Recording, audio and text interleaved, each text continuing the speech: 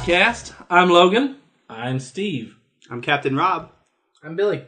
And I forgot to say I'm the Podmeister. That's my thing. You piece of shit! Why And does you're the king of everyone Beef have Broth. a good nickname but me? Because you're Special Bill. We I'm already not told you that. Special Bill. That's even the title of our last episode. I know it. I'm not. The Legend of Special Bill. That's real. So, we got a special episode for you, a themed episode, as it were. I clapped for some reason. I don't know why I did. I never clapped. Exciting. Our theme this time is, again, Oprah's favorite things. The musical. Huzzah! I want bees and stuff to fly out. We have to sing the entire time. I'm going Okay. to rap the entire time. So, no. in this podcast, we're going to do Oprah's favorite things, but of our tabletop kind of segment that we've been skipping out on and not had a lot of great stuff. So, In our defense, there really hasn't been a whole lot of news. not a lot of exciting news in tabletop that we can talk about a lot. And I try to look some up It's the periodically. I think tabletop that's off-season. I was going to say, not really. I mean, there's really been a lot of things that have been working in beta and popping up lately. Like, Edge of the Empires released a ton of books. D&D Next is about to go live. True that, I forgot about the Edge of the Empires books.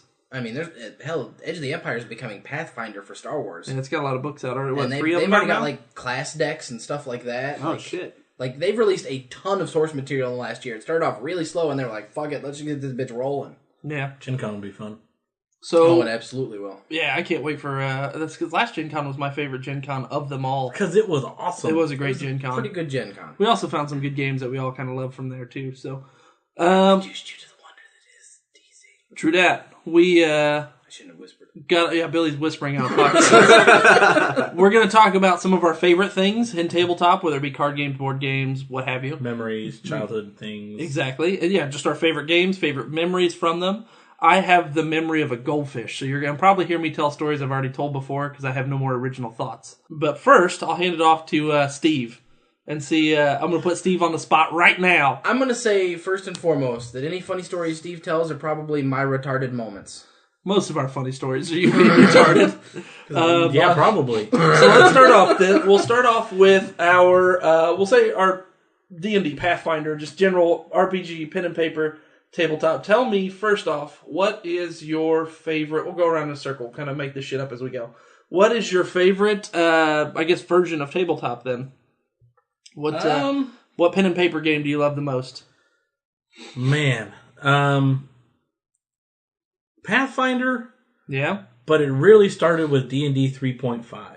Yeah. That's Which, as I understand, are kind of pretty much the same, yeah? Yes. But Yes, Pathfinder's yes, more no. streamlined. Do you know the whole story of why that happened the way that things have gone I think down? I've heard Josh kind of talking about it in the past, but tell me, because I don't know. Enlighten me. Paizo, the company that makes Pathfinder, used to have an agreement with D&D? Wizards of the Coast. Watka. Yes, Vodka. Waka! Or German vodka. That's what I was going to Vodka. say. It's a delicious drink. They used to release 2 magazines, one called Dungeon Magazine and the other called Dragon Magazine. Blasphemy. And in these, they would have... Spectacular stuff. Yeah. Stop whispering! That was for dramatic purposes. Yeah, but nobody else heard it, so it was just Steve pausing, and then Steve keeps talking after saying, stop whispering! Okay, I'll stop. Or maybe even scoot further if your fat ass is going to whisper. Yeah. They would have supplemental things like weapons you can use, Feats. feats, everything like that. Prestige But classes. prestige classes. The big thing they would do is they would have adventure campaigns where they would release like 1 chapter per like month or 2 or anything like that. And then they would release them on like one big hardbound cover. You said those are like adventure campaigns, is that right? Yeah. Adventure paths, they called them adventure paths. Yeah. And then they were the only, I shouldn't say the only, they were the major real ways to play characters from like 1 to 20 or whatever. Yeah. Because most of the other ones were just like, oh, here's an adventure for characters 3 to 5 or, 5 to 8 or just random, like, there's no cohesiveness. It wasn't an actual story. And then just for kind of understanding's sake, things like what we were playing with, Josh, the Carrion Crown, those would have theoretically went like 1 to 20, right? Yeah, they all do. Yeah. Everything that Pathfinder does right now. Is 1 to 20. Okay, then carry on. So, and once again, I guess I should specify first that if anybody from Paizo or Wizards is listening, I'm sure this isn't the whole story, but this is what I know of what happened. Just so don't take this as the gospel, but this is... There was a lot Those of stuff. sons of bitch on the Nerd Wars podcast are telling it wrong. There was a lot of stuff that they kept behind the scenes, but there was a lot of Especially that's Mr. Of the Boat. Yes, of the boat character is shady.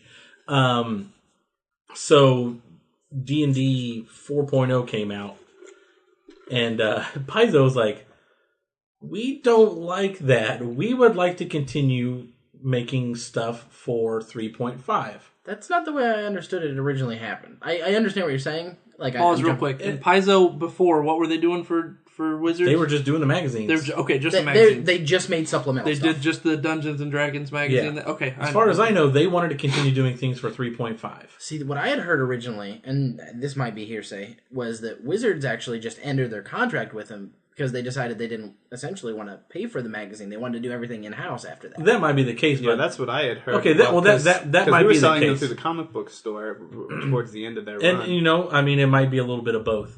Absolutely. But out of nowhere, Wizards was like, you know what, you're done. They bought out their contract. They're like, you're no longer allowed to make stuff for us, any supplemental things. And it's important to note that Paizo was probably Wizards' biggest secondary publisher, essentially. Yeah. Like, they had the best 3.5 campaigns. Yep. The best adventures. Like, Wizards did a couple of, like, their own... they did more than a couple, but they were okay. They were nothing spectacular. The only things that people really cared about were the homages to, like, Ravenloft and Grey... Yeah, they were never, like, super Grayskull? creative. That's He-Man. Yeah. Greyhawk. Yes, Yeah. Greyhawk. But they were never really super creative. So Paizo, hands down, had the best adventure paths. They were fantastic at just weaving stories. But, yeah, Wizards was like, well, you can't make stuff for 3.5 anymore or for whatever. So Paizo was like, well, you know what? Screw you. We're going to Bill Gates the shit out of this. Yeah. And they changed to 3.5 just enough to not be sued. Well, to be fair, they already had 3.5 OGL. Like, it was open gaming I was license. gonna say, with an OGL, can't you really do that? And Well, that's, they they only changed had to make, like... the subtle changes. I mean, it was very stupid little changes. Small rule changes and everything. It's pretty much still 3.5, but better. All the changes they made, they did not make a single change that we were like, oh, I wish it was still the old way. It was like, oh no, this makes sense. They just fixed Kind a of few streamlining things. things, fixing... The big things were grappling and some of the classes not being as balanced as they should have compared to other... Like, certain classes just felt like fluff compared to others. Yeah. So they did all that and they called it Pathfinder. Then they started releasing their own stuff. And now, if I'm not mistaken, they are the leading. I believe they're kicking Wizards' ass when it comes to Didn't I hear tabletop that role players. at last Gen Con they had the biggest something or other there? Wizards actually pulled out of the main hall because they wanted their own segment. Like room or They something? had their They own... created their own section. They basically had their own convention hall. They had a huge hall we never went to, though. Yeah. Like, they had their own thing. They just didn't... And personally, I think that hurt them more than helped them. But, Yeah, you don't want to separate Agreed. from the convention hall. That's where... Yeah, that's. I mean, I didn't even know it existed. So And see how well other people that were in the convention hall, like Paizo, did, because they were really well located, and The crazy thing they is, were right the next to Paizo everything. booth wasn't even that big, really. It's the same size same as as it every is. year. That's exactly what I was about to say. The last But 3 years I've been there. You know what I mean? Like, I Yeah, can't believe it had potential to be a lot bigger. Wow. Yeah, but I always wondered why they're not expanding it with the popularity because I don't understand that because damn booth here's what they're doing. They are they're creating the need, the fact demand. that the demand. They're making it. You see how everybody goes crazy when the Pathfinder card game came out. oh yeah, That place yeah. was insane. If it was like a gigantic booth or if it was his own hall or whatever, it wouldn't feel that way. But just kind of the same way when the Firefly game came out, and I somehow snuck my way in and got you that. totally cut like 40 people. I really did. It was spectacular. But honestly, if they had a massive booth, what the hell would they fill it with? Books? I mean, they've got a lot of source and like but it all fluff fits- stuff. Yeah, it all but I fits mean, in the most of booth. those could fit. Yeah, that's what I was gonna say. Most of those are just fitting in their little turn racks and on their True, shelves and it's stuff. just they could have more of that product on the floor too, so they wouldn't have to, resupply runs and stuff like that. I mean, I'm sure it's not far, but So that's where I really.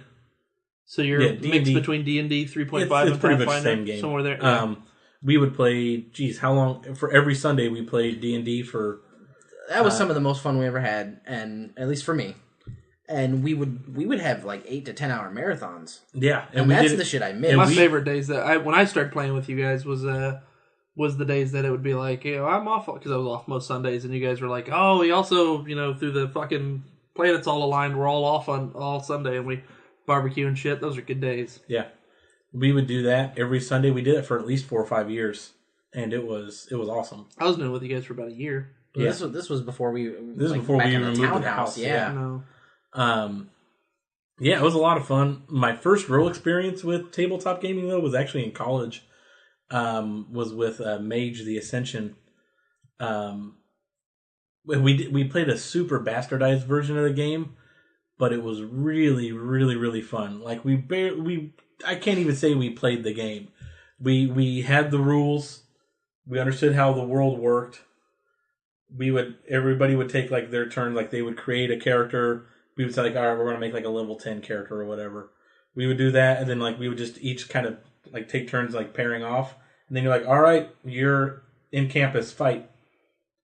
And like we would like get like certain, like we would have certain abilities that were, and we all stuck to the rules of the game, but we were never really playing a campaign. It's like in return we were playing a tabletop PvP is kind of what we were doing. Yeah. And it was a blast. That's actually an event at Gen Con every year. Like they have tabletop PvP tournaments. Yeah, I mean it makes cool. sense. But we would do that, or we would play Call of Cthulhu, which is Jesus Christ! You couldn't have Billy. whispered that. Let your asshole whisper. I think Billy just shit his pants. Yeah, that sounded wet. I can taste It's it. going to be bad. But we played Call of Cthulhu a lot, which was actually a really fun tabletop game. The way that their system works is it's all percentages. It's all just done off of D10s, like the 100. The way that you actually create your stats is,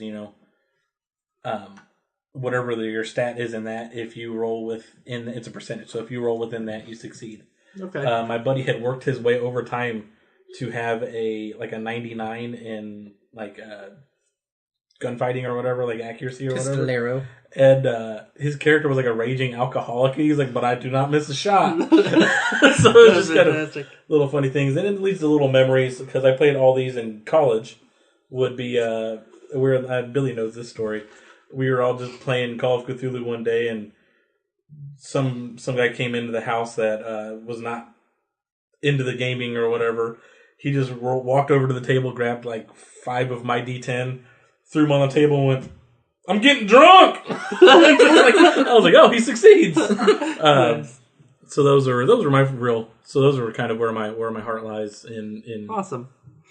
role playing games. Rob, same question. Favorite pen and paper tabletop game, and then maybe some good stories with it. Tell some good stories. Oh, I did only pen and paper. Yeah. I didn't actually do my tabletop games. Well, that pen and paper. That's I thought we were tabletop talking. is like Okay. RPG elements. Yeah, that's what I was taking anyway. Okay. Go for it, Rob. Well, I started off with my dad and my brother, and then my dad's friends playing Advanced Dungeons and Dragons. And then all of his group got super excited when 3rd edition came out, so we did that, and then quickly realized that 3rd edition was shit. Yeah, it was. Apparently, like halfway through making 3rd edition, they like kicked everybody off and then just threw it together really quickly. Interesting. And then so 3rd edition sucked, and then they realized that, so then they had to really quickly on the heels of 3rd edition make 3.5, which everybody knows was pretty awesome. Yeah, it So was. I basically played the same exact character from Advanced all the way through to 3.5, and then we imported him into Pathfinder too. And he was a rogue halfling, and he was pretty fun. I really, really liked him. But It was Tasselhoff, wasn't it? as he basically, yeah. But that Pathfinder is definitely the most balanced, I think, of the role-playing games. But the one that I have the most fun with was the Legend of the Five Rings role-playing game, because it was a lot different, for better or worse. It was a lot different. For instance, Same thing as the card game? Like that same universe? it takes place, in the same universe and Okay. everything. And a lot of the same mechanics are represented in a more pen and paper format. But they have a really weird dice system where it's X keep X, basically. So you'll have a guy that it's like 5K2. That means roll 5 dice, keep the 2 highest. And that's how you make all of your rolls in the whole entire game. It's a set number of dice, and you keep the It highest. seems like a really high group. success rate due to probability. Except that most things are like 1K1, 2K1. When you first start off, everything is basically like 1K1 or 2K1. So I don't know what that means. roll 1 dice, keep 1 result. Oh, Yeah. okay. Roll 2 dice, Got it, keep got it. 1 result. Yeah, and it basically like as you advance, you can different traits will raise the first number or the second number. Essentially, how Edge of the Empire started to work was Yeah. you would have your pool, and then it would be based on number of Which might be successes. part of the reason why I like Edge of the Empire so much is just it has that weird different dice system. Yeah. But the main thing that always pops to my head was when that game first came out, they had like a demo in, I believe it was the Imperial Herald, which is the Legend of the Five Rings magazine that used to exist, and now I guess it's coming back. I'm not really sure. But me and my brother were playing, and I was Phoenix Clan Shugenja, which is like a Japanese mage, basically. And then my brother was a Lion Tactician Samurai. And we were like wandering through, and we came across a campfire. Those and, titles sound awesome, by the way. And yeah, I know. Yeah, it made me feel so badass playing as him. We came across a campfire in a tent, and my dad was like, "Oh yeah, you feel an immense dark aura around this area. What are you guys gonna do?" And I was like, "All right, I take a log out of the fire, and then I burn down the tent."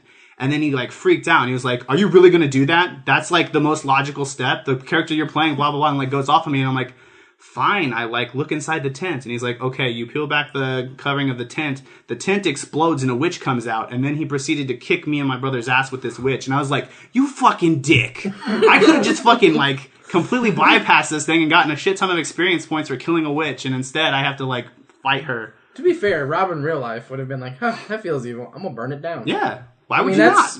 that's just role My play. characters always have my kind of innate curiosity to find out what the hell's going on, which always has led to, well, I'd Terminal say, illness. I'd say interesting things, but usually awful things that happen to me. But that's awesome. Yep, that's my main thing. I really like that universe. All right, Billy, hit it up. Probably with Steve on this one. I mean, Pathfinder and 3.5 because they're the bulk of what I've done, and they have that like the homey feel. Like I can always go back to it. But I really enjoy both versions of Star Wars. Like they were both good. I didn't get to play Saga Edition near that much. I mean, the only thing I did was that with you, and then Edge of the Empire is still fairly new. Other than those, there are a lot of systems I want to play. Like I really want to try the Savage Worlds setting and all that, but just getting a group together for that kind of stuff is rough. We'll say my first experience with 3.5 was a very weird situation. Like Steve, I was in college, and essentially we were like just me and my roommate hanging out, and he's like, "So one of the guys in the fraternity I'm pledging plays D&D," and I'm like, "Oh, sweet," because me and him are just balls deep into Star Wars Galaxies. Like the MMO, of course, we were like nonstop, just fucking grinding out characters in Star Wars Galaxies, trying to unlock Force sensitive characters. And he's like, "You should come with me. You know, it's right up your alley because all that." And I had been really homebody. Because all that nerd shit you do. Like I went to college and I was the guy that didn't leave his room. I went to college! That was that plankton moment. Yeah, didn't talk to anybody. I like drinking was bad. I'm not even kidding. I didn't. Okay. That's what I was thinking too. I was really, really like prude when I went for the first semester and a half. So he finally got me out of my room. That was the first time I left my room besides going to class. He like and went dinner. out and was like looking around all scary down the Well, hallway. for 3 months, not going out of your room except to go to class or dinner is pretty depressing. And then a hobbit came into his room and stole a ring, and then he had to leave. But anyway, we He drive offered like him a riddle. we pick up the fraternity member that he's talking about, and we drive like 45 minutes to the middle of nowhere. And I went to school in the middle of nowhere, so we're like in the middle of nowhere to the side. You're on the right of nowhere. I mean, it was like nothing. Yeah. And we get there, and it's an interesting experience. They teach me how to roll my first character, and I have no idea what I'm doing. Like, I just know I want to be different. So I roll a character that's an archer. Yeah. Except that archer is actually a cleric. Okay. And this was before that was a thing. It became a thing, but it was before that.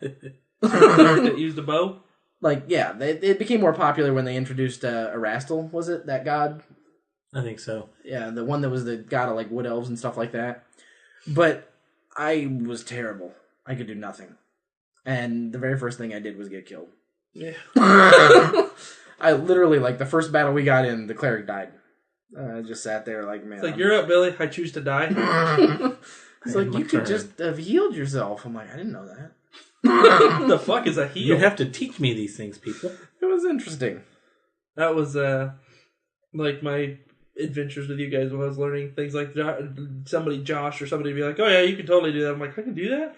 Well, was that was is your thing? Oh yeah. So my kind of introduction to this was with Billy and Steve. Really, Steve. It was part of my nerd bucket list. I don't know. I may have told this on the last pod, but just to kind of quickly recap. Yeah. But my nerd pilgrimage anyway. And Steve was like, "Yeah, I got friends who play a game of D&D, and you can join in." And Josh kind of interviewed me first to see if I'd be a good fit, and I think he liked my. I think honestly, like what sold Josh on me playing was when I was trying to figure it out, and I was like, "Wait a minute, so who are the people playing against?" And he was like, "Well, they're not really playing against anybody." He's like, "A lot of people have the misconception that they're playing against me." I was like, "Wait a minute. They're playing against the story, and you're telling the story." And he was like, "Exactly right." And I was like so proud of myself for it. But I like to think that's what sold Josh on me. That's what I'll tell my children. Yeah, one day. But yeah, so I mean, I'm sure I've talked about a lot of my favorite memories and whatnot from tabletop, but I think my favorite tabletop kind of strays away from what you guys all kind of liked as much as my favorite is going to be Star Wars Saga Edition and Edge of the Empire, just because that's where I have. Well, I shouldn't say I have. I guess the most experience really, and probably Pathfinder, just from how long I was playing. But yeah, Saga Edition was the first one that I've ever really D&D'd, so I got so balls deep in all the rules and whatnot that I really, really enjoyed it, and had a really fun. I guess my first campaign was with you guys, and then later Billy and Trish when we brought you guys in. But I had so many amazing and hilarious memories from there. But that was me learning how to DM and how to, like in the beginning, I wanted everything to have this kind of strict control over the story. Then I kind of slowly worked my way out of that, and then it was very weird transition for me. But man, you really did your homework, which was awesome. Yeah, I did a lot of prep work on each one of those stories, on each one of the games. The sessions. It was a pain in the ass, but now I'm actually more excited about running another Map Tools game just because of it's all written in Java. Now that's what I do. So that's kind of I didn't know that. I can do the entire build entire frameworks now if I wanted to. So that would be really cool. Thinking about working on one for Edge of the Empire, but and then the Edge of the Empire that Billy was super excited about, and then kind of pulled me in on, and I can't remember if everybody was immediately on board with it, but I know I was kind of into it too, just from Saga Edition. Me and you jumped in balls deep. I really enjoyed it. I mean, the game's fun, but me and him were studying the fucking rule, the beta manual, talking back and forth. I remember where I was like, "No, I think this is how healing works," and Billy's like, "I think this is how healing works." So I was like, "It's a goddamn beta rule book, has no clarification." We had to springboard everything to even kind of understand it. The beta was terrible, and then it cleared up a lot. But it was. The beta was rough. Edge of the Empire, I think I love more than... I love the idea of that so much more because of the simplicity of the gameplay, where it lends itself so much more to, fuck it, just make it up. You know, it doesn't matter. I'll just add this extra die because I don't really know the rules. It's all about the story and less about the mechanics. Exactly right. And that's... part of me loves, heavy mechanics games just because of the way you can kind of work your way through them and tweak your thing to be completely unique. But then the other half of me that really, really enjoyed that was... such light mechanics that, as somebody who loves telling stories, that worked out really, really exceptionally well for me. I only got to run, I think, 1 or 2 sessions of the game that I made on it before I kind of... Well, I think you guys made it through the first module, and then I had to write the second one, and didn't have... just ran out of patience or time or something. Talking about Saga Edition? Or? No, when we did... who all played in that one? I know Josh was a part of it. I know you were a part of it. Yeah, that was a game that I DM'd that you played in. The Edge of the Empire, the very, very short-lived one. It was you, Josh, Brooke, and Steve, I think. Pretty sure. Remember where it started off on the spaceship, and you guys were getting to know each other, and...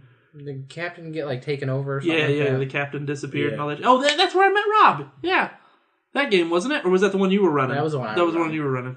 But yeah, because you weren't a part of that one then, were you? I know that there was 2 of them that were going on, and I was a part of one of them, but I don't remember which. The one that I started before, because I started the one before that where you met Rob and Megan, that's right. And then you did the. I remember that one you did vaguely. It was only a couple sessions. Yeah, it was only 1 or 2 sessions, but because I was basing it off of this kind of outline that was on the internet, but then it wasn't very well written and it wasn't meant for Edge of the Empire, so I was converting things. It was a pain in the ass, but so I really like both of those a lot. I like Pathfinder. when somebody else is running it, but I probably will never run a Pathfinder game. Just not for me. It's fun, but it gets intense. That's what, like, I want somebody who knows all the rules backwards and forwards, like Josh, or like I'm sure Billy would if he ran a Pathfinder game. Or Except for a few. We've never DM'd anything that I know of. I have before. I'm just saying that I've ever played in. What are the weird rules that I always mess up? There are like 2 or 3 rules that I always fuck up. When you have to separate two things into, or separate one sentence into 2 sentences, that's a rule. It's pretty rough for you. Do you want to introduce this evidence as one piece or separate pieces? We're going to do it all as one. That was one of my favorite moments. Did we tell that story on the last Oprah's Favorite Things? I think so. Go for it. I don't think we told a whole lot of stories about tabletop on that one. So basically, in this thing, this was one I was a part of. I don't know if you haven't heard this, Rob. I'll be telling you this story. We were basically, as the story built up, we were trying to prove that this Frankenstein-like monster didn't murder all these townspeople, wasn't kidnapping and murdering townspeople. So after we found him and like tried to profess his innocence, things like that, ended up going to trial, whether or not he was going to die. The beast of whatever it was that town was, Lepistat or something like that. Yeah, you're close. You might be right. Very close. Wow, I don't know where if I pulled that out of my I was thinking ass. Lestat, but I think that's a vampire. That's a vampire. That's Tom Cruise.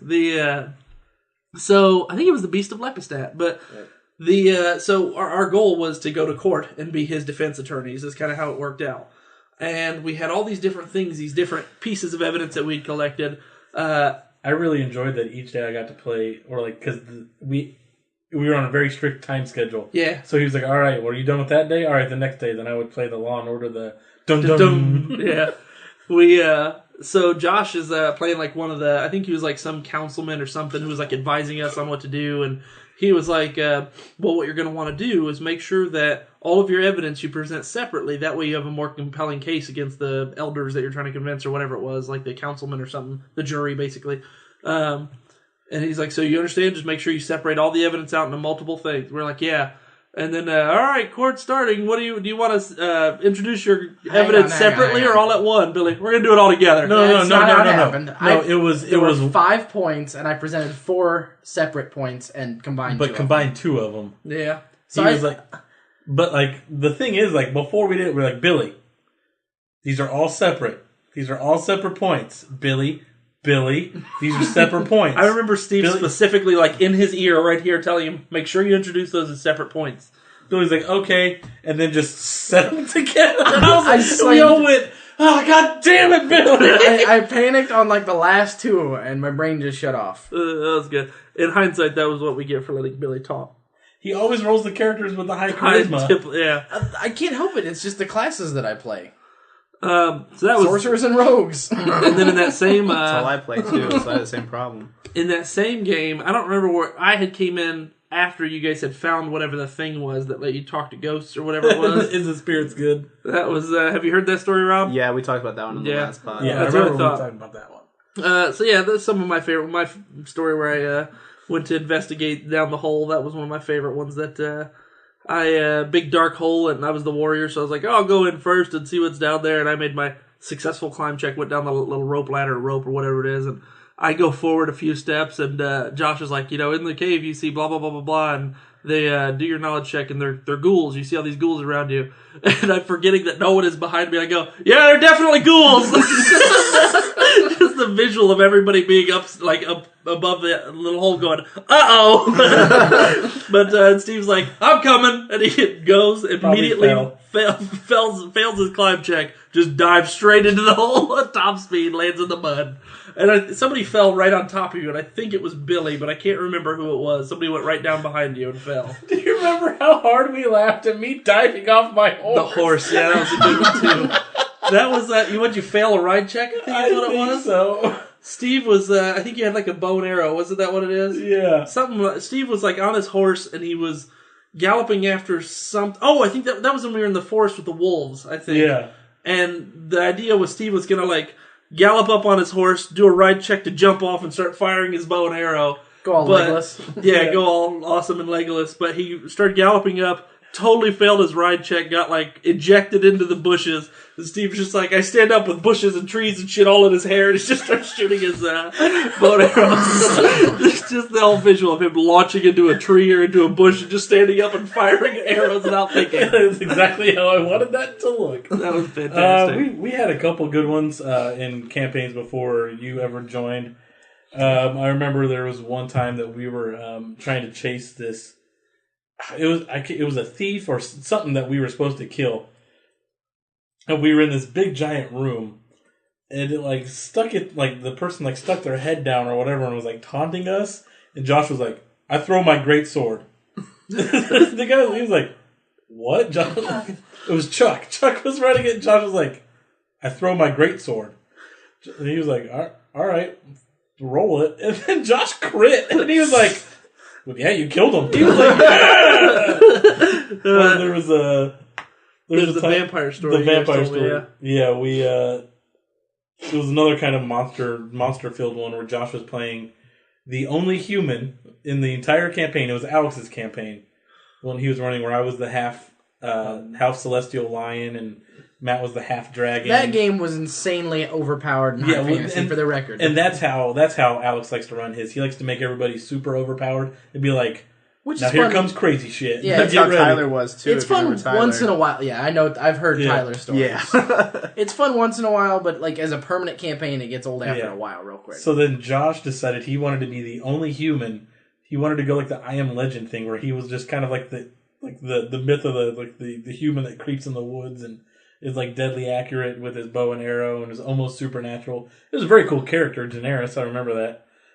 Not Daenerys. That's Game of Thrones. Yeah, it was from the memory Sorrow and Thorn, and now I'm drawing a blank and it's killing me. But it starts with a D. I read those books and don't remember. But we go into this cavern, and like the first thing we do is there's a vampire. And he's like, "Welcome." Josh is like, "I shoot my bow." And Alex is like, "All right, roll it." He rolls a 20. He's like, "All right, roll to confirm." He rolls another 20, and he's like, "Roll again." And then he rolled another 20, and he's like, "Well, you killed the vampire." He was like, "Only human."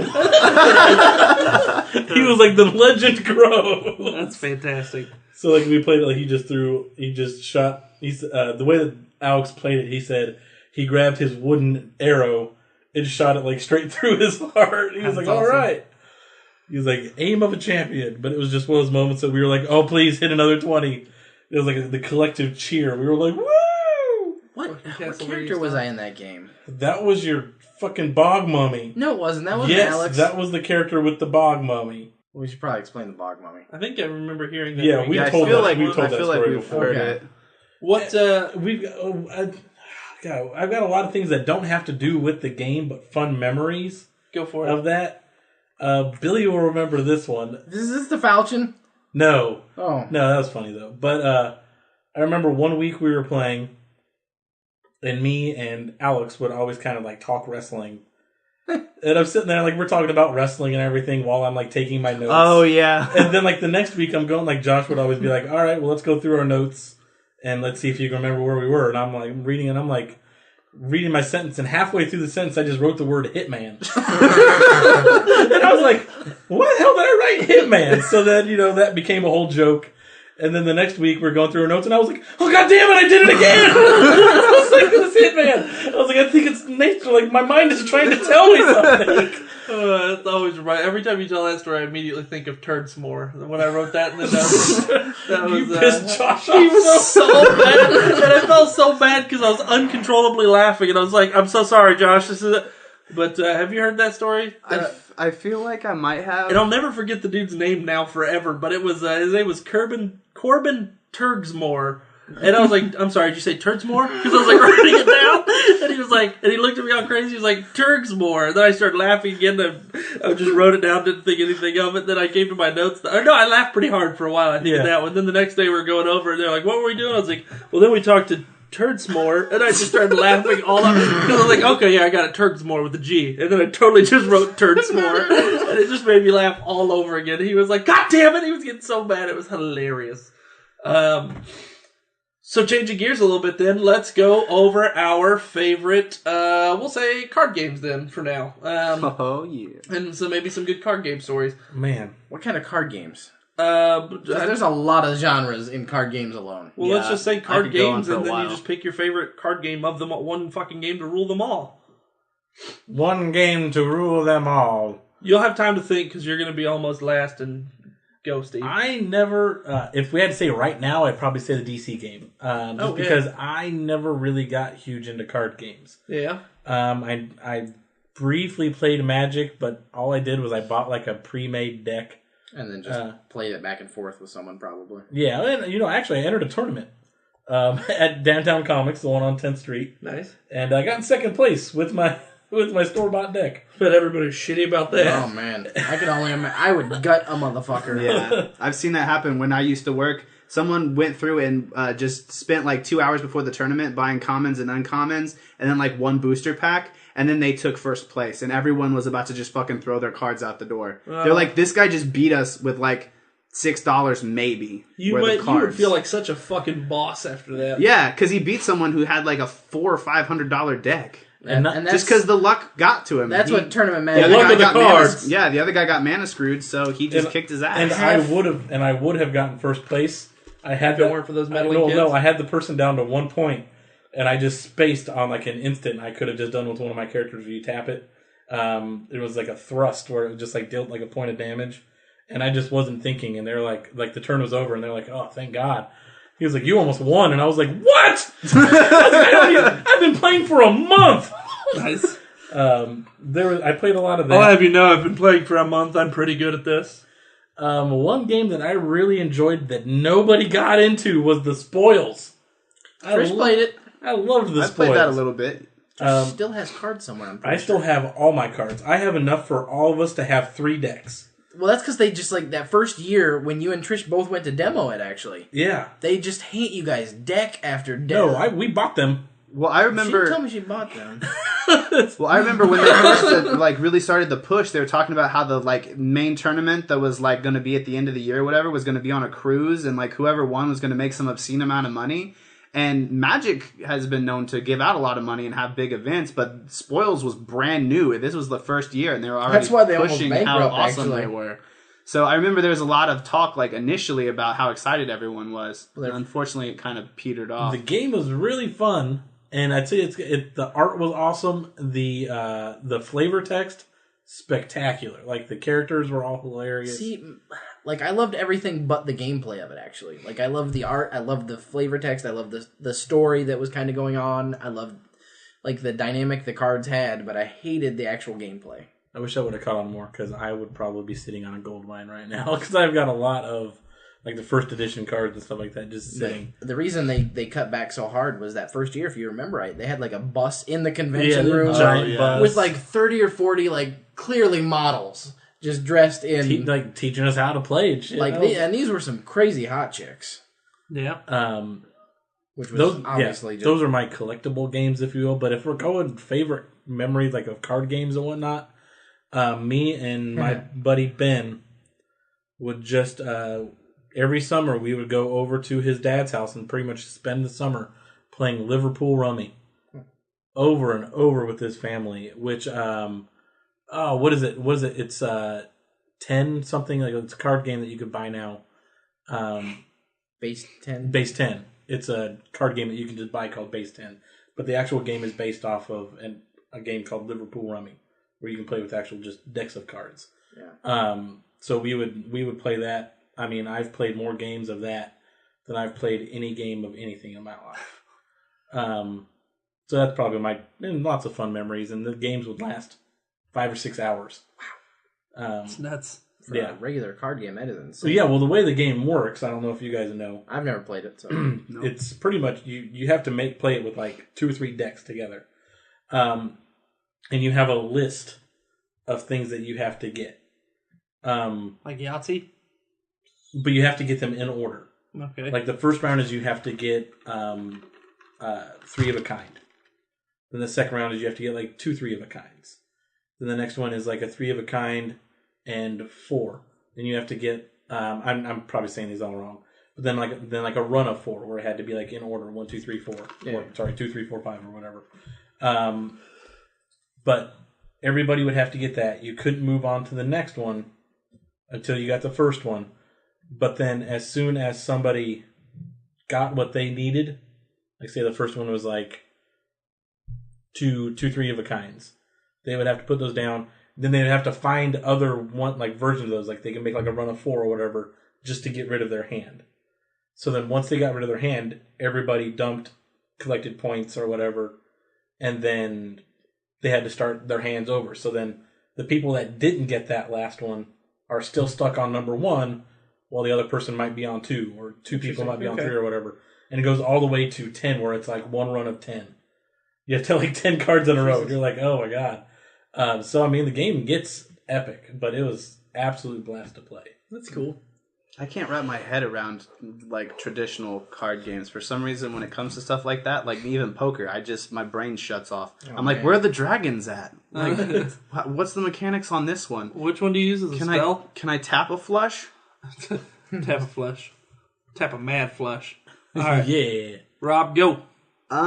You'd be hard pressed to name a card game that I didn't play, especially one that came out around the time where I ran the comic shop. I thought you said around the time I was playing card games. But, well, really, yeah. Makes sense.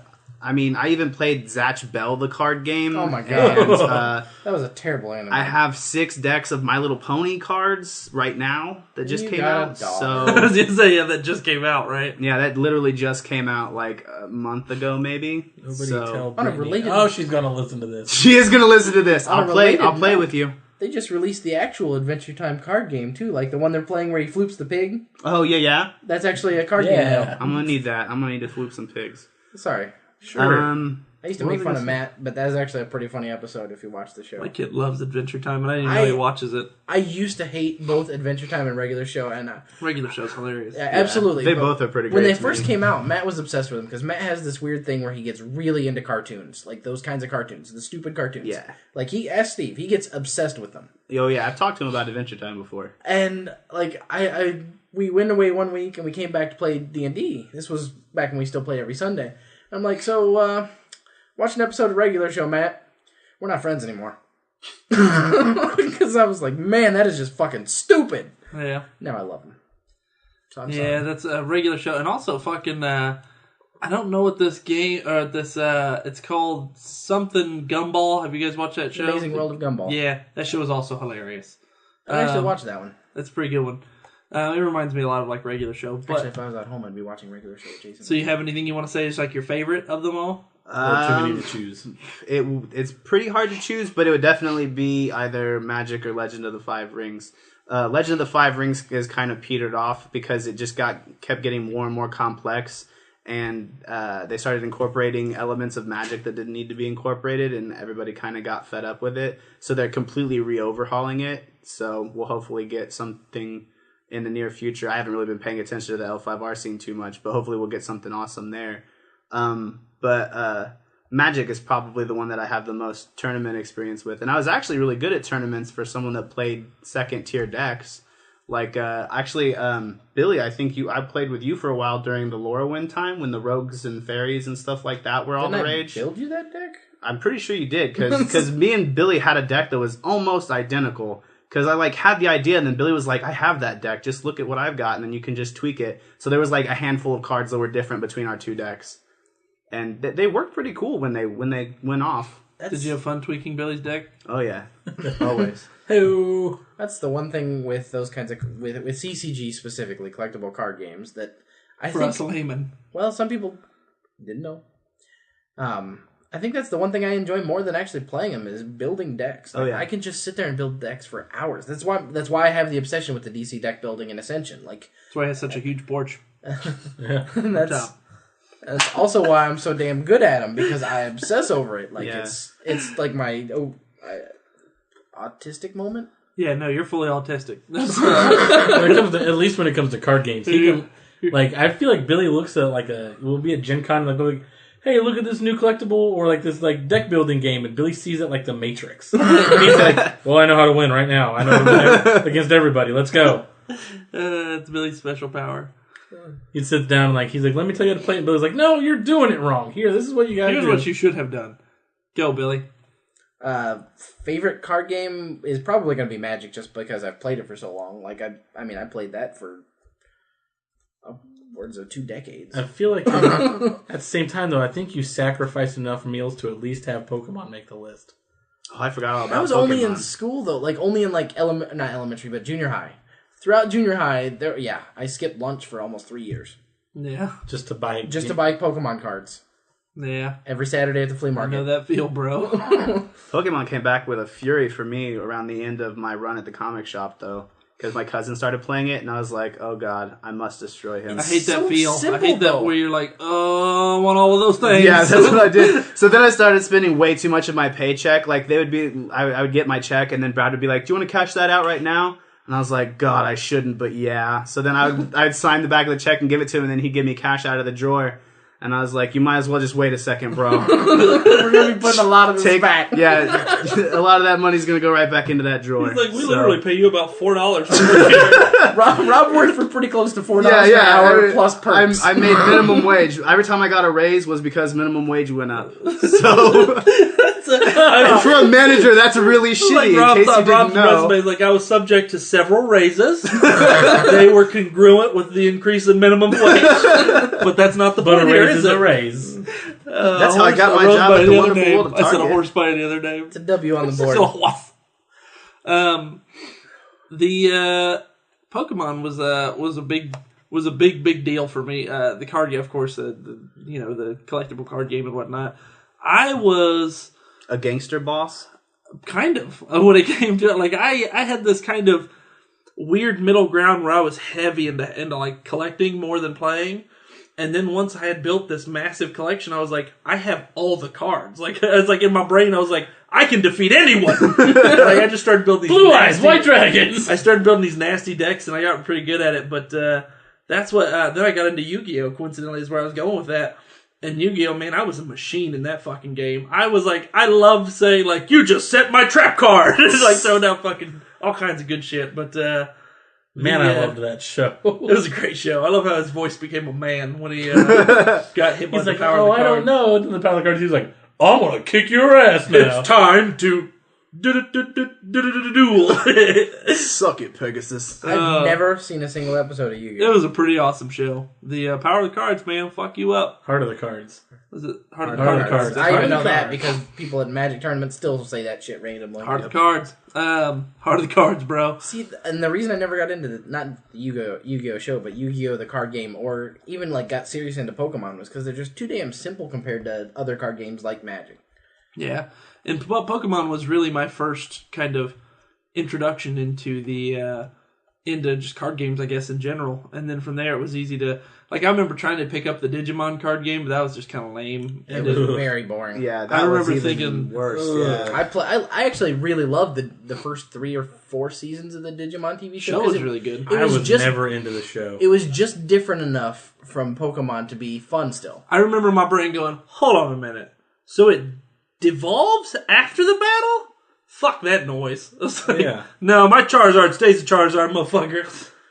And then Mega Charizard Let me throw out something that maybe a few of you gentlemen don't remember, but do you remember the other clone in that genre of Monster Rancher? Monster Rancher, yeah. That was with the discs, right? Yeah, it was. Yeah. And they collected, and it was a short-lived card game as well. Game too. But the big thing was the PlayStation game. Yeah, me and Kevin used to play so many that. fucking hours putting discs in. Yeah, I don't remember. I never had it, but I remember kind of wrapping my brain around how that worked. And I was like, so you just open the console? I couldn't figure it out. It threw me off at first too, I remember, because it was one of those things where it's like, you don't open that. That's no. Yeah, that's wrong. No, I'm pretty sure I read you never opened that. Maybe you just set the disc on top. The first time Kevin did it, I was like, oh, my chest hurts. I think that was the beginning of my all the problems in my life now. Rob is Filbert. That's what I know. I know I should. That's me, yeah. Turn the page, wash your hands. Oh, you went all... Turn the page, wash your hands. No, his Mark voice Hamill was much like... I thought he said it in a funny voice when he was doing that. Turn the page, well, yeah, no, I know he had that nasally weird voice, but I thought sounded, when he was saying that, he always had the growlier voice. No, he sounds like Woody Allen. Yeah, Turn the that's page, almost wash your that's where I get the hands, nauseous. Fucking. So yeah, that was. I didn't have a lot of card game experience. And then I guess more recently, Munchkin. Love Munchkin. Munchkin is fun. Nobody hates Munchkin. Everybody who plays Munchkin loves Munchkin. I'd say the Wicked Witch of the West hates Munchkins. See what I did there? Zing! Rob caught it. Have you had a chance to play Pathfinder Munchkin yet? I haven't. No, I haven't. I wasn't as huge of a fan, I think, as everybody else was of the Pathfinder card game. I kind of walked away from it going, not a fan. It's all right. But then again, that was on the fucking heels of falling in love with the DC and then the Lord of the Rings card game by extension. So yeah, after playing the Cryptozoic games, most games that year were just like, it's good, but it's not that. That's kind of like, I walked away from it going, it was fun. I won't ever play it again. It was just like the setup was way too long. I liked the idea of it. It just wasn't for me. I totally want to play it, like the full game. We only got to demo it, really, so. Yeah. Steve's the only one of us that think played a full game. Yeah. Yeah. And even then, I was like, Really? I thought it was interesting, but so yeah, like the DC card game and things. I'm building that app because I loved it so much. Still working on it. God, that's hard. But yeah, Munchkin DC card game. Vanguard. We played that at Gen Con. We did. We still haven't ever got to play against each other or just any other capacity outside of the demo mode, or at least I haven't anyway. I think you were talking about Megan played with your I played it. I played it thing. twice with Megan, and then I played it once with my cousin. But my cousin has been playing it since it came out, so it wasn't really... He was like, I'm going to teach you the intricacies so that you'll know how to win. And basically I sat there while he played both decks, and I was like, dude, I don't know what's going on. Yeah. Like, that didn't teach me anything. that's the story of how Billy taught Josh how to play Magic. That's not at all Billy's like, true. hey, we're going to teach you how to play. 3 turns later, I won. It was literally a perfect story. I gave him the better deck. I tried to teach him, and unfortunately the cards just said, "Nope, God is going to give you the nut." Billy surpassed maybe making the smarter choices instead of like being like, "All right, well, I would maybe do this, but we're playing a simple game. I'll teach that." Billy's like, "Oh no, nope, You're all right, dead, yep, sir." game First over." off, I was kick your hardcore into ass. tournament Magic, so I was not in the mental state to teach, but I wanted someone else to learn. And That's a unfortunately, fucking paradox, isn't it? it's hard because it's like. It's especially hard because Billy threw the table over afterwards and crotch chopped and was like, "Sucker!" Josh he's always like, "I'm never playing still Magic. That game yeah. fucking sucks." That was like when StarCraft first came out. My buddy was like, and we were playing this on Nintendo 64, so split screen, by the way. Yeah. But my buddy was like, "Hey, let me idea show ever. you this awesome StarCraft game." I'm like, "Oh, cool! I'm so into this. Let's show me." And I was like, "I'll be the Terran," And I'm like, "Oh, cool! Check out these Marines. What are those?" He's like, "Those are called Ultralisks." And I was like, "Oh no!" It was like they're just destroying my whole base. I was like, "How did you do that? We're 10 minutes in." They had like the biggest, most powerful of all the Zerg units, but 10 minutes in, what happened is your fucking friend was an asshole Zerg rusher. well, no, I I'm a mean, you Protoss can't really man. Zerg rush Same to here. Ultralisk. Hi up. Oh, yeah. Me too, but you're too far away. I don't play StarCraft. Yeah, I'll high five you for being a loser. I don't like real time strategy games. My Yeah. life for ire. Hell yeah, I got my buddy a shirt that said that. That same friend. You know what card game I really liked? What? Star Wars 1. That's a lie. Oh man, was it me and you who had that miserable experience? No, it was me and Rob. We both. Oh, we did separately. I forgot about Yeah, and we had the same exact problem. The problem was, and I think that it was probably a good chunk of our discontent, Yeah. was the demoer. Yeah, that's Yeah, the probably guy true. that trained us was the worst. Yeah, he was telling us exactly like I said before. He was telling us what to play and not how to play. He's like, "Yeah, just do that." And he, but why? like, he That's just 'cause generated that's what no you would do. excitement. Like, he just didn't know how to actually make it He was look so fun. interested in the other people's game when me and Rob were trying Yeah, to with play. exact us. same thing happened with us. Yeah, what a douchehole. What a fucking dick. But at the I hope same you're time, listening. though, I know that has a lot to do with it. But I really didn't like the game from what I No, gathered. like the what 10 rounds we played, I think, or something yeah, like we that. played a lot. I don't remember how far we got, Yeah, but I just we only remember got thinking, to like this is kind fourth of or fifth. Yeah, but It was very, very simplistic, and there just wasn't a whole lot of like substance to the game itself. yeah. No. It felt a lot of just like arbitrary movement. and then Absolutely. things that didn't Yeah. really make sense. Like the whole token thing didn't really just seem Yeah. like it was like yeah, it seemed like we were arbitrarily just constantly moving things asking around. why, and then he was just like, "Well, that's the way it is. how That's just the way it game. works. I'm like, Yeah. oh, okay, cool. And I finally was like, let's just go around. Let's get out of here. That's what we ended up We're doing. done here. Like, he just, once he stopped paying attention to us for the 7th time, we were like, all right, I'm over. swear if you guys rib me like 6 or 7 more times, I'm out of 13 here. or 14. Whatever. What was the quote other right. genre we haven't stepped into yet? Like We've actual got- I can board play games. classical board Board- games. okay, pretty yeah, well. let's do actual board games. Steve, go. Man, I liked Crazy Ones when I was younger. My two favorites growing up. Monopoly. No, I said Crazy Ones. Not You gotta be crazy to enjoy Monopoly at 6 years old. You had the fucking mustache at 6 years old, Rob. Yeah. I grew up enjoying the Ninja Turtles Pizza Time game. I don't remember. I feel like I had that. I'm pretty sure I think did. every kid had that game. Weren't there pizza slices as a... Yeah, and then it had like the little like Your little tokens or whatever. tokens. Yeah. And you had to do like little battles where you had to like flip them with the little I remember. seesaw thing. Well, all right. If we're gonna do this, we're gonna do it right. Favorite childhood games, starting with Steve. That's yours. Well, no, No, that's not your favorite childhood game. no. A tie for number one. The Omega Virus. That game was the shit. I never actually played that one. I know what you're talking about, but I never actually got to play it. It was this game where you have to go around. You're like on not abandoned, but you're on this space station. I'm dying. Yeah, Billy is just dropping ass. Like I'm not pretty allowed sure to he's have- pooped himself 3 I'm times. not allowed to have broccoli anymore. Oh, dude, that happens to Chopping me too. broccoli. Go ahead, Steve. Just Steve But- broccoli. You're on this spaceship, and like the computer's been taken over by the Omega virus, and you have to go through and find these pieces of like the communication software or hardware to fix the virus. But the way that you do that, and it was like an electronic thing where you had to go into this room, type in a code, and then like it would like talk to you, like it would taunt you as you're playing. It'd be like, "You failed again, you human scum." Oh, I know what this... Okay. I kind of remember. This was actually a remake of an older game from the 80s that had the same concept, except you were trying to catch a jewel thief, Oh, yeah, that might have been. and the whole premise for the old one, like, this was, I'm pretty sure just an update, I can't remember the name of the old one, but basically you used it to, like, you programmed in the game, because it had, like, a list of things you could program, and then you would go through, like, door to door, and you would be like, oh, let's see if the door's locked, and, you would put in What your did codes. you do? I didn't hear the sound effect. You heard the sound. He played the Dragon's Lord, like little flute. I didn't do that. Yeah, it was very similar to that. And the other one I really liked was called Nightmare, Okay. where it was one of the first like VHS board games Oh, man. where it had the gatekeeper.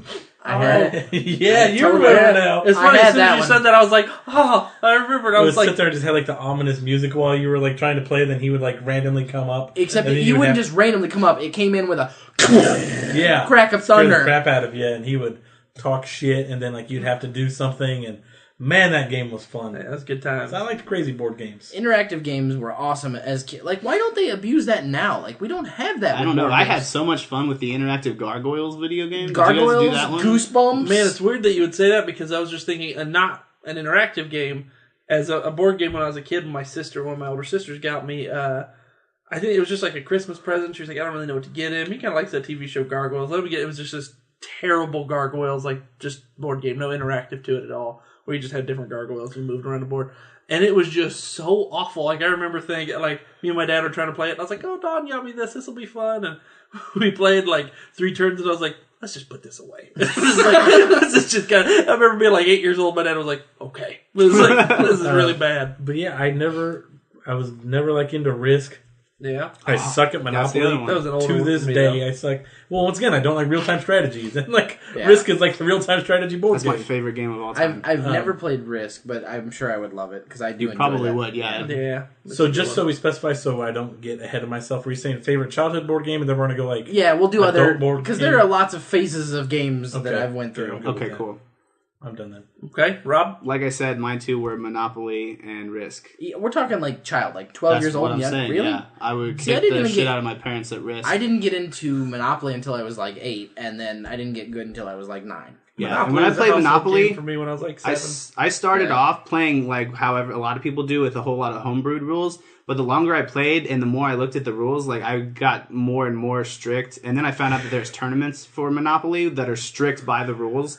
And so I got more and more and said, no, that's not in the rule book. You can't do that. That's bullshit. You I can can't do still that. set up Monopoly without actually looking at the rules. That's good. But like, for instance, like the first time I played Monopoly, after a long time, I played Monopoly like not even a year ago, and I landed on a thing. I landed on a location, and I was like, I don't buy it. But I'll bid $5. And everyone's like, what the fuck is that? What the? Are you How some does kind of that mean? auctioneer? And I was like, no. So many people don't realize that. In Monopoly, if you choose not to, it goes up for auction. And it's awesome because that means one of two things happens. Either you get that thing for super cheap, or you fuck someone up and then they have to pay an absorbent amount, and then they get really close to bankrupt. That's, Yeah. yeah, And the you whole fuck them point up of it early was- game. When I I was would have younger, I probably never- actually punched you in Monopoly. Probably. I think As a 6-year-old, I was like I want to play crazy. Rob in Monopoly now. Rob had one of those fucking accountant's hats that Yeah. were like see through And the the little gold lamp and like the accountant's like calculator. I was the flip the board. I hate this fucking I game, love kid. Monopoly. Except I didn't say A fucking. 7-hour game of Monopoly was fantastic. Yep. Oh god. However, if you play strictly by Just the rules, describe to my it never head. goes over 4. Yeah, and that's part of the reason why I like the strict by the rules thing, because the problem is, especially with the what is it called when you put money in the Free parking. Yeah, I don't like that because someone that's bankrupt can land on that, and then And you completely fucking add a rebate. whole nother hour or two to the game, and it's like, no, you are fucking up. You shouldn't get money. Like it's basically a government bailout. Your company was supposed to crash, sir. You were supposed to fail. I mean, The that's pendulum of economics was supposed to swing Monopoly my is way. only a bad game once you homebrew the rules. Like it only becomes really crazy because a strict by the rules game I've never seen actually take more than 2 hours. Yeah. In weirdly, or not weirdly, but in related news, I'm interested to see what they're doing with the Monopoly movie. I'm not at all. It's gonna, Well, that wasn't a I have a good feeling it's going to interesting. be like some shitty weird gonna be concept like of like Wall Street. Wolves of Wall Street. Yes, thank you. Yeah, Monopoly. I want to see the little guy with the hat, the Monopoly It's gonna guy. be like Wolves of Wall Street meets like Glenn Gary, Glenn Ross, or something. Free parking is for closers. So that was your favorite childhood games. Yep, those two right there, yeah. Billy's like in such doubt about it. I feel so sad. I've like- never really played He's like, I feel sad about your Are you- I childhood. never Rob. played Sorry. I never played Hungry No, Hungry no. Hippos. I never You want to know played what my Don't two Wake favorite Daddy. I fucking didn't play childhood any games of those. were? Fucking Crossfire. Crossfire. I was going to recommend a honorable mention for all of us for Crossfire because everybody loved that game. Yeah, I don't even know And then what I that bet is. Billy's also going to say Mousetrap Nope. Oh, I because was that gonna one. say Mousetrap. Oh, were you okay? I don't even know what My Crossfire other one is. was, Oh. and I'm not 100% sure on the name because it's been so long. Hungry Hippos. No, it was Kerplunk. Castles and Kingdoms, Shoots and ladders. where you actually spent, like, it Candyland. came with a little timer. You flipped the timer, and then you spent the first half of the game building your castle with all these, like, little, like, triggers and stuff like that. No. And then the second half of the game was your opponent got to get all the little toy catapults with marbles and try to break all your shit. That Oh, sounds I do amazing. kind of remember that. That's what I was like, man, this sounds so vaguely I familiar. don't know that. I think I played that with my brother, but we didn't actually know the rules very well. Yeah, it was just building and then blowing Yeah, it shit was up just for bu- hours yeah, on yeah. end. I'm gonna have to look up the rules, but man, I had a neighbor kid that we played the fuck out of that game every day for hours. Crossfire was the greatest. Yeah. And there was no real. I mean, it was completely the goal fucking was to nonsensical. take out your opponent's eyes. I recommend everybody go online and watch the Freddie Wong Crossfire video starring Steel Panther. I've seen it. It's spectacular. The greatest video games, or not video, board game jingle song ever. Crossfire. I know the song, but I don't know the game for some reason. It was the way that it worked was They were steel ball bearings for the love of God. They seemed to pick him up as a kid and go, that's got some weight. And then It was- Why did they think this was a child's toy? it was like a little stadium. Yeah, It was just think Beyblade, like the little Beyblade arenas. That's fair. And all it had on the other side were two mounted little fucking guns. guns with a little ramp on the bottom. BBs. And I saw it. Little BBs, and they had little ball bearings with these little plastic things like star Spinners shapes, and little They were like weird things. Beyblades in the middle that just Yeah. sat, but they were friction based. and you like had to try to shoot them into your opponent's little bay. air hockey style goal, yeah. Yeah, And using it was just little metal, but it was metal like BBs. because of the way the arena was tilted, the thing didn't move, but the marbles all rolled back to your gun and would constantly reload. So you just sit there like, And eventually, one would rocket out and hurt someone. oh my god, eyes, And when mouth. people got hurt with those, I got hit in the teeth with one. oh man, Well, I remember, like, my mouth was closed, and it went through the crack of my lips and hit me in the tooth, and I went, it's like you biting- can't do it's like- anything, because you can't make that It's go. like- a it's related like biting a childhood fork, man. toy story. Before I janked my teeth in gym class, you know, my pretty smile. Billy just did like a Louis Armstrong smile. He just repeated it. I was trying to think of the proper person for it. But anyway, before I janked him in gym class, I actually broke him before that. I broke the same teeth twice. Billy doesn't have teeth, ladies and gentlemen. But as a kid in like 4th grade, before my adult teeth came in the front, we were playing Matchbox cars, me and one of the neighbor kid, and through probably the greatest Matchbox car crash in the history of mankind, with the die-cast metal ones, we were 10 feet apart on linoleum, rammed them into each other from a distance, flipped backwards, one hit me in the eye, the other chipped a tooth in half. Billy's like, on fire. They both hit me. The momentum just said, fuck physics, Your friend was it's coming like, at you. we're done here. Like, he came up and he's like, you okay? And I'm like, yeah. And he's like, I'm going home. I'm going home before you start crying. Because he knew I chipped my tooth. Like, I didn't even tell my mom for like 2 weeks. Nice. That's a good kid.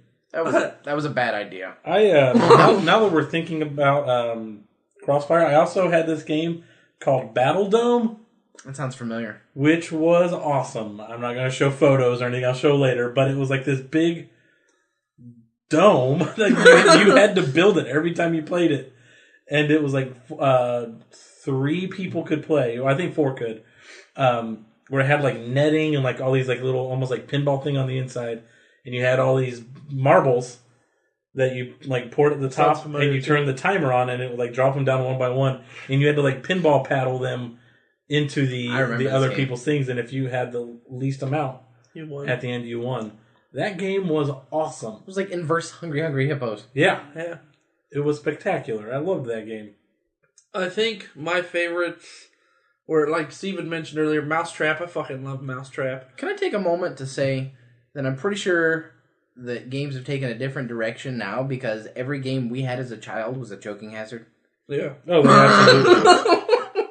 A crazy contraption. It's Mousetrap. How many of those games came with marbles at this point? Yeah. All of them Monopoly? Yeah, pretty much. I also loved. I don't know if this one was really well known because I've never really brought it up. But anybody else Clue? play Grape Escape? You guys play that one? That sounds That really sounds familiar. Grape Escape. You made your character out of clay and Yep. a little like Play-Doh and a mold, and you make him, and then you get through like all these different, basically like Mousetrap. yeah, I remember But that. you One had of the different things ways was that like you a tried to boot murder it stomper with. and A shit. boot Yeah, stomper. There was like absolutely. spikes and all kinds of weird shit. Like a little roller that you'd squeeze them through and all kinds of fun stuff. I fucking love those games just because I loved, obviously it was fun to lose in those games. It was okay to lose because you had to do fun stuff to your character. But those two were probably some of my favorite up there. Risk and Monopoly were big ones for me too, but that was a little bit later than me. Those weren't like my youngest childhood games I can think of. But I liked like the ones that always came in the little white boxes, like Crack the Ice. Oh yeah, and Ants in the Pants and Cooties. Yeah, those were fun too. yeah, I've not heard. Those of were like little kids. Those are like ages 3 to 5 and shit like that. Yeah. Crack the Ice was fun though. So then we'll move to, I guess, like your teenage games or something. Yeah. See, this is where I would have put Risk and Monopoly for you. That's why I was like, really? Well, I'll go into it in just a second. Okay. Steve, go. Man, somebody go before me. I can't. I got to think. Okay, so I went from enjoying Risk to enjoying Axis and Allies, which is basically Risk on steroids, where you actually have tanks and infantry and planes and all kinds of crazy stuff. And it's basically just Risk with like 20 new rules. Yeah. So, yeah, it's pretty awesome. I like it. Mine was without a doubt Scattergories. Yeah, that To was a this good day, one. I will dominate fools on that game. I don't know why, but those things just click with me. Does anybody not play Scattergories? I don't think I have. You've played it. You probably just played it on a different... There's a lot of knockoff versions of it, too. The way that it works is it's called a board game, but I guess it really is. It's a brain game for the most part. You get a list of like 12 things. Yeah. It'll say like a type of food, something you'd find at the beach. Same first and last name letter or whatever. Like, same letter, first and last name. Yeah, or like a boy's name, a famous actor, something that's in the room right now. Yeah. What would you find in the fridge? It's like a list of those things, and there was 12 different lists. But you would start with list 1 that would have those things item. Everybody would roll a dice, a 26-sided dice, and then it would roll to a letter. And then you had like a minute and a half or whatever. You have to try to name as many of those things as possible that start yeah. with that letter. And if you got like if it said like Baseball player. or like a famous actress Yeah. with S, and you put like Sissy Spacek, you would get 2 points. Or Susan Sarandon or anything like that, you get 2 points. So you can have more than 12 points. Song name: John Jacob Jingleheimer Schmidt. 3 points. Yeah. So and it just goes through, and it's I would just I don't know why that game just clicks in my brain. It might be my crazy memory or whatnot, but I would just everybody be like, I got 6 points that round. What about you? I'd be like, 17. They're like, what? I was like, yeah, I don't know. Here's my list. Stuff. Yeah, I'm here they are. superior. Got them all and 2 on a lot of them. It happens. Yeah. Okay, Billy, what's yours then? Teenage years would be Clue. I got in too heavy, as Steve saw. I'm pretty good at Clue. We just recently played The Office Clue like a couple weeks ago. It's actually a fun, like they had a few different things that aren't in the original, which is nice. And then other than that, it's just massive amounts of trivia games. Just all of the trivia games. Like, as soon as I hit the teen years, I just... Seen it. Yeah, Seen It, Trivial Pursuit, the DVD editions. I played like 3 different kinds with you of each different one. Me and Steve are fucking nasty at trivia games. Yeah, it's sad. Yeah. And then I'm in the corner just with my fingers crossed going, oh god, I hope it's either Japanese or music, or otherwise I'm fucked. Which is weird, because It's music Japanese is metal the only band. category I suck in trivia games. I just can't remember anything music related. Those two cancel each other out. He has no idea. I don't know. Geek Out. We had a lot of fun with that. It was a fun That was game. more adult, obviously, much later. But so, what would you say yours is then? The trivia type games. It would be Clue or trivia games for teenage years, absolutely. Mine would be like I said before. There was mostly I played a lot of Risk in my teenage years. Me and my buddies. It was But pretty. his much, version of it was masturbating with the door unlocked. That was, That's how he played that was Risk. what I called risky business. But no, me and my buddies, they got me into it, and I played that shit so much with them. And get holed up in New Zealand, and you will win. We win. I put a D on it. You will win. You become the wind. But yeah, I thought I was really good at Risk, but I beat my friends a lot. But I didn't play many. I can't think of any like board games I played as a I don't know, teenager or whatever. That's the only one I can really think of. I'm sure I did, but I'm drawing. I'd like to say I was too busy having sex, but I wasn't. I mean, not then. I was like 12 or 13. Well, okay, I'm thinking like later. Wait, at teens. least like 2 more years before that. But That's an interesting topic we could get into. yeah. Not at all. Okay, for some of us. No, I just know who our audience is. Fuck bitches get money. I would rather not live that on air with my wife driving the car. Oh, that's true. Yeah. There's a few of you guys that, yeah. I've got some debacles in my history. So And I'm aware of. full on boner adult games, Steve. What adult games? This Lights is actually out. Adult the games. craziest part. The craziest part, I think, with all of us is the fact that now that we are adults and we've kind of fully embraced who we are as gigantic nerds, I've played more games in my adult years than I could even dream of playing when I was a kid. If you would have told me when I was a kid, you're going to grow up and you're going to play all these games, I'd be like, I want to be 25 tomorrow. And then my dad would be like, don't ever say that. Don't you ever say Yeah, stay here. Man, anything by Flying Frog is awesome.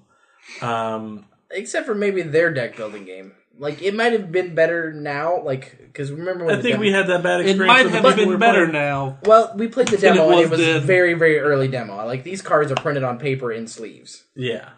And, which is fine for that. I mean, it was just a bad way for them to demo. Usually they have a nice product to demo, as opposed to such an early phase. But they just do really good board games. A Touch of Evil is just awesome. I know you weren't a huge fan of it, but you're stupid. What was it? I still forgot. What was that zombie game that I liked a lot? Last Night on Earth. Last Night on Earth. That's also Flying Frog. Yeah, no, I like that Oh. one. I just didn't like That Touch one's of much Evil. more simple compared to their other stuff. Yeah, though. that's why Logan liked it. But I mean, Logan Simple. he said he doesn't like complicated board games. So That- I mean, it makes when I sense. saw like 30 different decks, I was like, nah, brain shutting down. See, that's what I enjoy about those games. Brain I love sleepy. the unnecessarily big dicks. everything. Okay. I like big Uh, dicks in my big fat face. You other brothers can't replace. Just slap them all over my face. You can't rhyme face with Whoa, do you know how rap works? Have you ever listened to any Lil Wayne? That's what I was getting to say. No, that's the point. That's a problem. Yeah, anything by Flying Frog is really good. I've been really enjoying the Firefly game. I bought the expansion for that. Which I still didn't know even was on the slate. Like, I'm surprised it was out already. It's only On the been Shush Billy for So some the reason. expansion, it's not a big expansion. It's just a Okay. deck. Oh, It's just a wow. little It bit. adds 25 more jobs, plus 25 extra equipment and crew and stuff like that you can get. You haven't played the game, so you don't I'm know just what it's like. subtly pointing at Billy when he said just a tiny dick. I said deck. That's good. And one thing that we kind of started talking about before, just this last weekend, I played Catan for the first time. And I don't think anybody else here has played it. I don't know if I that's how haven't. you pronounce it. Yeah, it's Catan. I always It's heard of it as Settlers of Catan. Catan. Well, Catan too. No, I watched videos. I had to learn how to play before I went and played it. Yeah. When I've they seen announced it at Gen Con, it was Catan. Yeah, don't and know that's about also in Indiana. Well, that I've was watched by the vi- creators, though. No, I've watched videos by the manufacturers, and that's Catan. Alright. I'm Fuck pretty sure this. that's how I heard Will Wheaton say it too. Yeah. So. I just always heard Catan, but nobody who gives Yeah. a fuck. But that's like one of the most famous board games. It is taken, and there are so many Yeah, expansions. it's very mainstream too. Yeah, and it's kind of surprising that nobody had played it. I played it; and it was awesome. And I was just at this comic book shop yesterday, and I came seconds away from buying Star Trek Catan. And I probably I really will get want it. Yeah. I just didn't yesterday because I had to go to dinner. Do it, Steve. But it was really fun. It looks more complicated than it actually is. That's what I've been told. yeah, it's very real- user friendly. yeah, it's very fun. And Very fun. yeah, and it encourages trading and deal making and stuff like that. So it's not just like a. But I doesn't it got also 3 of encourage these. like backstabbing too towards the end? No, not really. It's just you got to be shrewd with the deals that you make. I wouldn't say backstabbing, but you can just be like, "No, I'm not giving you that." 'cause Some would you're say gonna you've win. got to be a real Jew. I wouldn't. I would. Another game that of all Nerd Wreck Podcast. of all of our like the deck building games that I've talked about and my love for those and these like especially staple games. I've never played Dominion. I haven't either. And that's like the deck building game that pretty much like kickstarted the genre. I've also never played Arkham Horror. Don't we own that? No. No, We, Elder Sign, collectively? I have Elder Sign, which is like a same universe. which I own. We. None of us own games individually. I would We belong love to. the I would collective. love to play Arkham Horror. And what's the other one similar to it? Same company, same style, but it's slightly different. Eldritch Horror or something like that. Yeah, I think that's it. They just released an expansion. pack Eldritch for it. Horror. My favorite kind. I mean, they're both Cthulhu-esque games, essentially. But yes, Rob, go attack. I kind of got away from board games as an adult. I ended up going sideways, and I got into mini wargaming. So Yeah, true that. That counts, right? yeah, I would think so. Yeah, I it mean, We counts. haven't even talked about that. It's basically just board gaming we were without calling it the a board. tabletop. That's I totally. thought we were counting that as tabletop earlier. So that's cool. Oh. Yeah, that's I don't know. That's what I did as an adult. I would count that so. more as board game than. I mean, I understand the classification by you thinking tabletop, but Stumbled right through that one, buddy. Power hi, through have it. you met me? I want to get more Billy into like doesn't mini get an games answer. and things. What? You just skipped Billy. Well, no, I wasn't saying. Oh, I wasn't. okay. This is still our okay, we're still conversation on about. this. Okay. about I was Take just that saying I back. haven't really played any mini games before. I kind of want to get into those one It's day. a whole lot of fun. You better be Yeah. ready to empty your wallet. You better On a be 3D prepared to printer. give me $30, and then you can have an entire army because my cousin has a 3D printer. So Nice. yeah, What are the What are materials that? What do you buy for a 3D printer? Probably material? plastic pellets or something. like that. yeah, it's Or like kind a of powder? I Powder? think his comes as Plutonium. like almost like a spool of like plasticky like string looking stuff almost. That it spins into magic. Yeah, and it Science. basically spins it, and melts it or Is your whatever. cousin it does. Rumpelstiltskin? Yes, Interesting. Rumpelstiltskin actually is his name. Rumpelforeskin. Wrinkles for Oh, Say my name, Wrinkle Foreskin. say it 3 times, I'll disappear. But I'm actually like now that he say has 3 times or rub it 3 times. Pick one. Sorry, I blacked out, Rob. Go ahead. But after the initial investment of the 3D printer, it's super fucking cheap to do stuff with like just like a kind of And plastic. also was never only turn it $6,000. illegal, I don't think. It depends, because if all I would have to do is take like a diluted form of like what is it, Tame. Definitely not Asperger's. No, the stuff that you like. It's the main ingredient. Billy has a diluted form of Asperger's. I am It's like- highly functioning. It's like a diluted compound that you can find in like nail polish remover and stuff. Acetone. Acetone. If you take a diluted form of that and rub it over it to smooth everything out and paint it, you cannot tell the difference. It's just a plastic miniature instead of a plastic miniature. Well, yeah, but a lot of them use pewter, though. No, not Pooter. any of them that I play. Really? Yeah, everything has moved away from that, with the exception of the older like Hordes and what the fuck is the other one called? War Machine. War Machine. Okay. Yeah, those two, the War Hordes, they still are. They're in the process of phasing. Yeah, it's War Machine and Hordes. They take place in the same universe. Oh, okay. I didn't And they know can fight each other. One is all steampunk mechs, and the other one is like all goblins organic and goblins, stuff, ogres, stuff like that. I've seen both of them. I just Yeah, didn't realize. and they're made by the same company. They can fight each other, stuff like that. But yeah, for the most part, everything in wargaming has gone plastic. So in the next couple of years, literally every single thing. But is it's gonna be in maintained plastic. metal prices somehow. Yeah, it's actually bullshit. Yeah, it's stayed the same, and in some cases gone up. And they're saying, oh, it's oil prices and oil is in plastic. Blah, Bullshit. blah, blah. But yeah, It's the same total, thing as the bubble wrap packaging that you get your electronics in that costs nothing. yeah. So I don't know, but That's my only complaint about those games. Like, I would love to get into them, but I refuse to sink. Like, Magic was hard But enough now- for me to want to buy into. all you have to do, I'm not advocating this, I'm just saying it's possible. If you know someone with a 3D printer, or you got go out like and buy a $6 cheap grand. one. I mean, they're small pieces, so you could buy a small 3D printer. $1,500 now. Yeah, he didn't spend very much at all. His is really small, but it also came small disassembled, so he had to build the 3D printer himself, which was That's part the of the cheap thing ones that do. he was like really excited to do. But yeah, then after that, like I said, you can have like a $300 army for $30 just by 3D printing it, and then every single one of the books in the most updated format is available in PDF form on the internet. Yeah. So you could spend $30 and have like $600 worth of. Pretty sure like stuff. the low end 3D printers that let you do like 6 inches by 6 inches at the most. Those are like the $1,500 ones, but that would work for Yeah, I think that's about for what someone he who has. wanted to do that. Yeah, in Guys, theory, if you wanted to do You need to that. pitch in and get a printer. I've been thinking about it. I worry that I personally couldn't justify the expense alone because I wouldn't be able to print enough stuff to make $1,500 worth it. Yeah. I would, but my problem is I'd be like, look at this 3D dick I printed. I drew it in Photoshop in CAD, and then I printed it. And then, True in Photoshop. then I'm gonna, like, Billy's gonna look away, and he's gonna turn back, it's gonna be just right next to his face while I'm poking him. I'm going, this is worth $1,500. I'm just poking Billy in the face. Print a big 6-inch 3D dick. That's pretty much a dildo at that point, I guess. Yeah, You yes, that's the 3D printed a pleasure model. So yeah, there's all that we just talked about.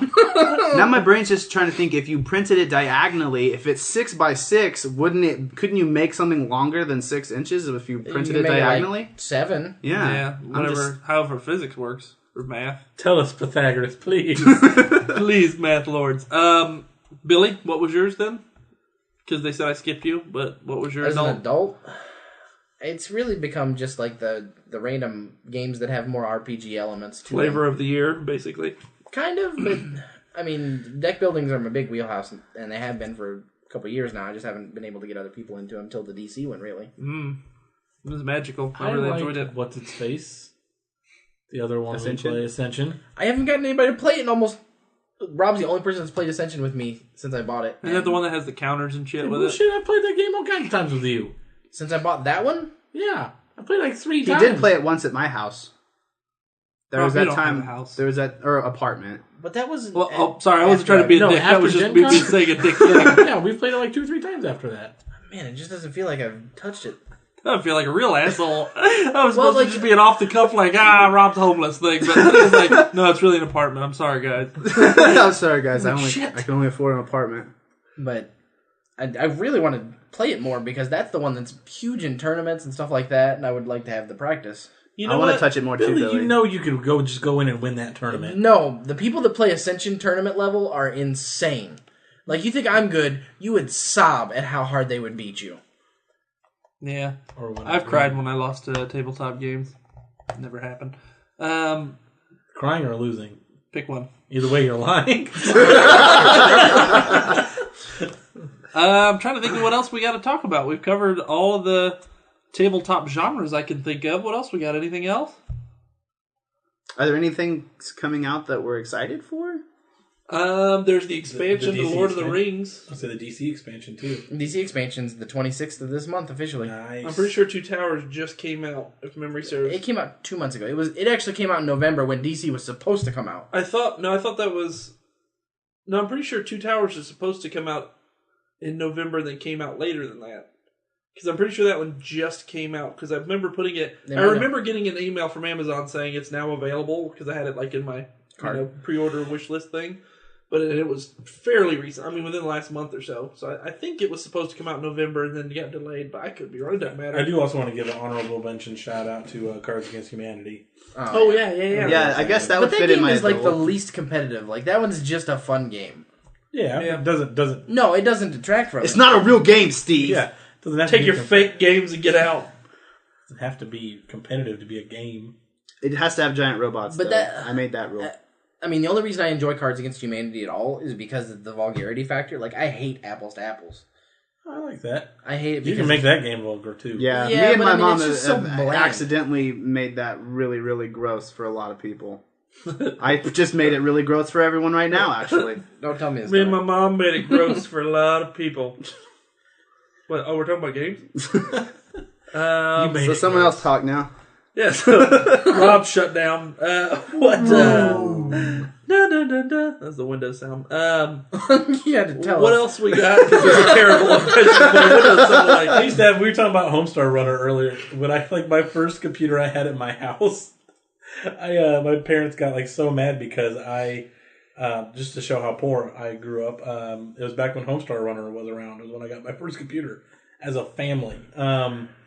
But I changed all like the Windows sounds from like the pack that you could get from Homestar Runner. So when it started, like the computer turned on, it was Homestar Runner going ding ding ding ding ding. I'd always hear my dad go, "God damn it!" They were like, Mine all got changed to Aqua Teen Hunger Force things. Like I remember shutting down was Carl going, "Why am I black? Where'd I get this suit? It's ridiculous." And my mom going, "What the hell does that mean? Why is that even a thing?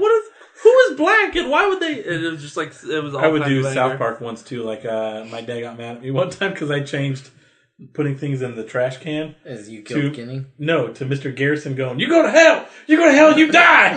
Instead of a little. Yeah.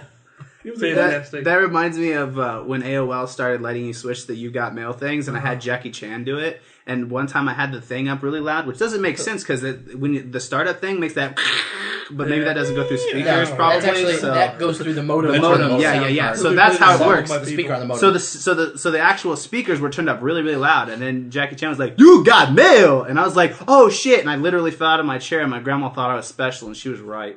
Yeah. Oh, that's where he got sad. That's sad at the end. I still Rob remember started. my original email address too. It was cardmasterres@aol.com. Mine was fierceknight@earthlink.net. Mine Oh, was yeah. PCHNKS, Poo Chunks. My very first email address was BlueRangerBilly@AOL.com. And I'm talking like first email address as in like 1994. I don't remember. It's He probably he used Juno. Yeah. I used AOL. I was big into AOL. Yeah, I was on the man. ground floor of AOL. Yeah, Like, I Chat don't- rooms. me too. All Like, day. and I was. Oh, the chat room. I don't know How'd how. you get that font? God, I would have only just- been 5 in '94, and I was like ordering shit off eBay with my grandma and stuff using my. eBay didn't exist then. When Rob's did making eBay things come out? up. eBay was like That's called the flea Well, market. I know I was buying shit through my AOL account when I was like 5 or 6. It may not have been eBay. Shop at AOL didn't even come around until AOL 4.0, which was roughly 96 or 97. Remember, he Oh showed me man, us. it had like the blue package with the silver thing, and it was like AOL 4.0. 4,000 hours free. Oh god.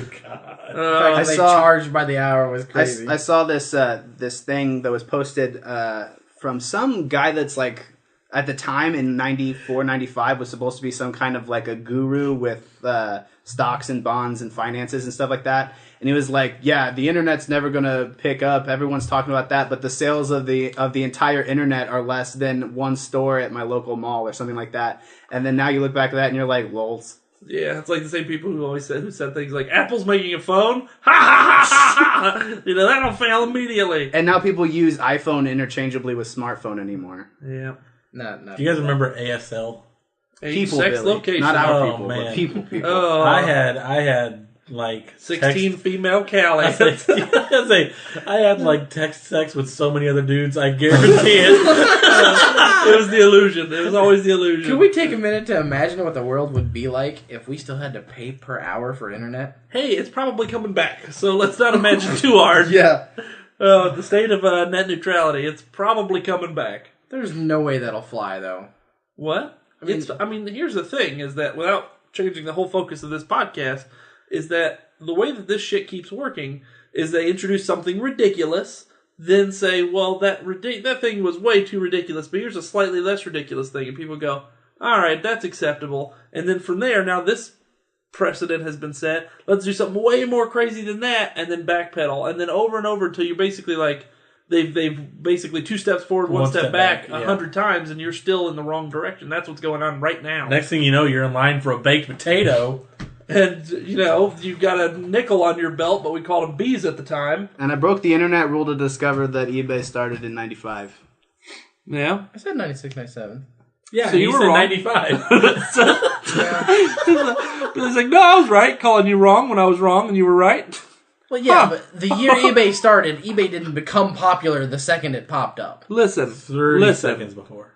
Look up when PayPal started, and that'll tell you when eBay got popular. I was using it way Phones before that PayPal, ring, because I actually stopped organize around jazz when or PayPal swing, got nice popular. bling bling, that's on eBay. Yes. When you can't seem to find a baseball that's been signed, that's on eBay. That was actually a Super Bowl commercial. I remember that fucking commercial, almost the whole fucking lyrics. I don't know why. They're That's just really weird. They're here Right? forever. I don't know why. Oh, good times. So, I think that's all we got. Yeah. Since I just sang us out on the end there. He's like, yeah, I guess it is. Rob, take us out. All right, everybody, make sure that you go and give us a 5-star rating on iTunes, and Logan will give you a blowjob. Blowjob. I do them so sloppy, extra wet. Go, Rob. Too busy. Hold on, I'm on iTunes. All right, we also have the official website and our Facebooks and Twitters. We're pretty easy to find. I'm Captain Rob. Find us without getting any. Nerd Wars, just Google. Yep. Gurgle. Gargle. Just gargle Nerd Wars. Billy's Logan's all about his blowjob. Sloppy and wet gurgle. Sloppy gurgle Nerd Wars. All right. Please outro. So Nerd Wars, is it nerdwarspodcast.com? Eventually. Yes, Nerd Wars Podcast. But right now we're still Not at the now, Nerd Right. still- Yeah. We're still That's at why I didn't say nerdrightpodcast.com. anything, guys. Facebook.com/Nerd Wars.